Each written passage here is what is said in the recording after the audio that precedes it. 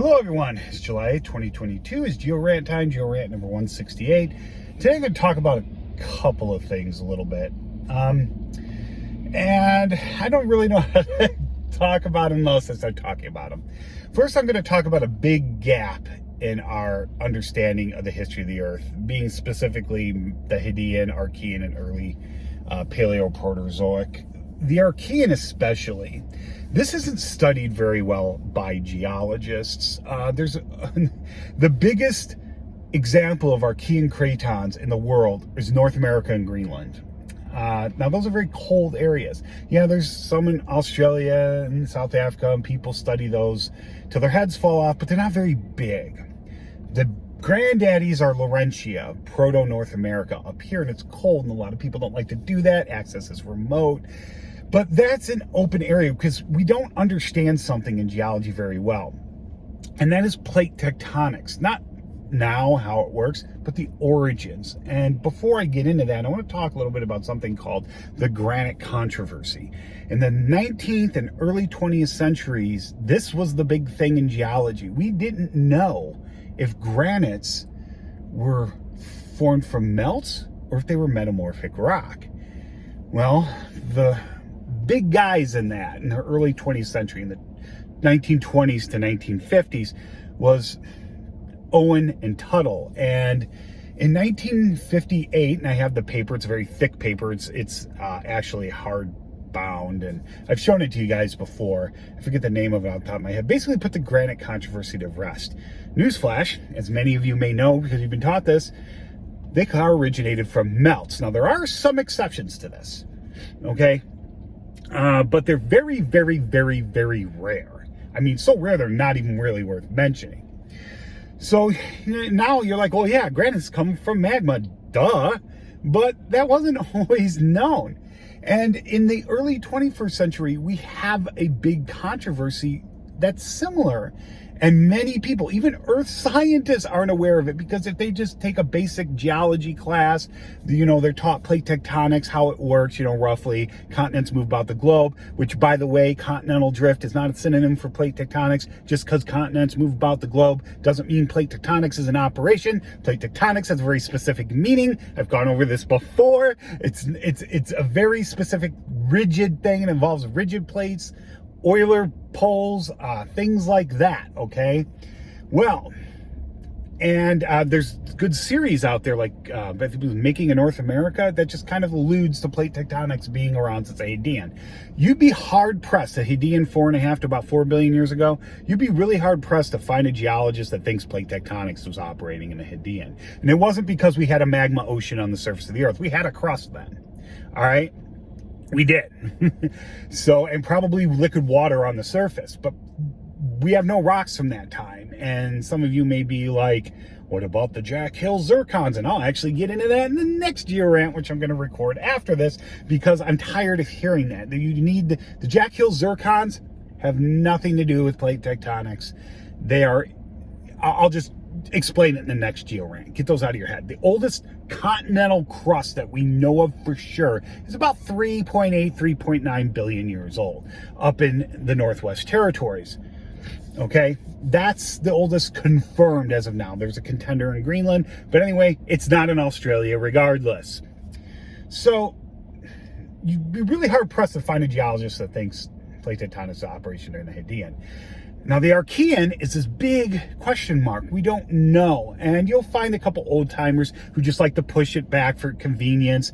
And, uniformitarianism isn't a term we really use anymore. But if there are any uniformitarianists left, it's those guys. All right. We don't have the rocks look totally different from a plate tectonic regime, even through the Archean. Then we start to see evidence of things of plate tectonics in the Paleoproterozoic. And by the Neoproterozoic, unquestionably, plate tectonics is an operation. Now, this is the big question of the 21st century. And if you go to virtual Precambrian seminars, I've talked about this channel before, I'll link it below again. They have very technical experts in the field who present their evidence for when plate tectonics started. And that was a whole bunch of people. It's so erratic right now, we don't know. I think there was a transition from about 3.2 to 2.5 billion years ago. and then essentially modern plate tectonics after that. It may have had a couple hiccups there and there, but nothing to really write home about. There are some guys that think it's just punctuated. And there's, like I said, people that think it goes all the way back. There's even people that think it wasn't even in operation till 1.1 billion years ago, or about that. Okay, so it's this big question mark. And like I said, the rocks that you need to study, these Canadian Shield rocks, are hard to get to. No one wants to study them. There's literally like 2 people that study these rocks in Laurentia, Proto-North America, you know, and yeah, so if you want to become a structural geologist or something like that, do that. Now, I'm going to touch real quick on big picture things. Those of you who know me have known I studied the Precambrian orogeny circa 1.9 to 1.8 billion years ago. It's not exactly there, but, you know, whatever. That orogeny is very complex.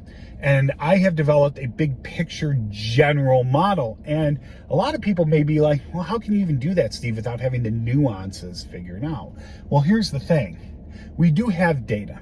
And now that we're getting good dates on stuff, because geochronology is getting real good with small margins of error, I'm talking about uranium lead mostly, and some other ones. I'm not talking about carbon-14. The rocks I deal with are so old, it's irrelevant. But we are now starting, sorry, my nose itches, to get these good dates. And so I've developed this big conceptual model based off things that we know. And us structural people tend to think big picture.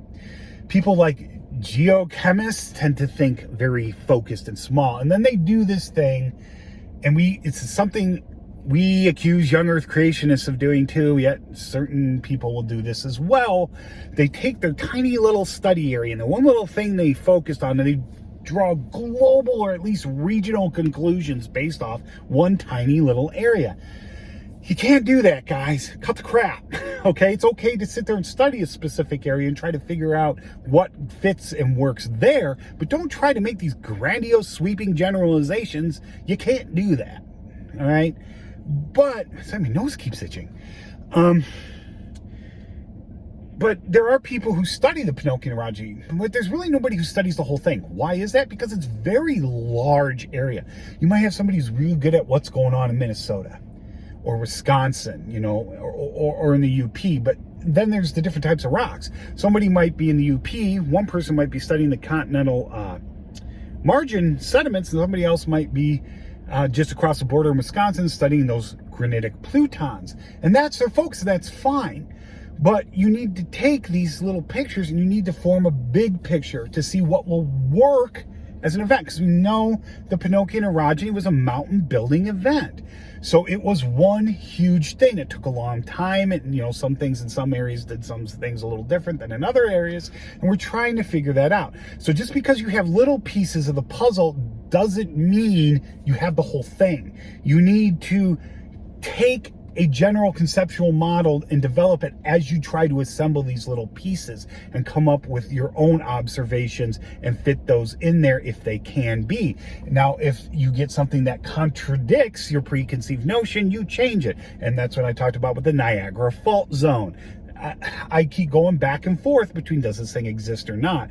If it does, it doesn't exist where they say it does. But I'm starting to now lean towards it not even existing. And you know, this is how this works, but you can't come to that conclusion if you're just focused on little tiny things. You need to take the bigger picture into account, and you need to understand how, like, if you're a geochemist, just measuring little, taking a rock, trying to figure out, you know, the oxides in it and all that. But you're trying to draw these vast conclusions about the Precambrian orogeny, and you don't even know how an orogeny works. You can't do that.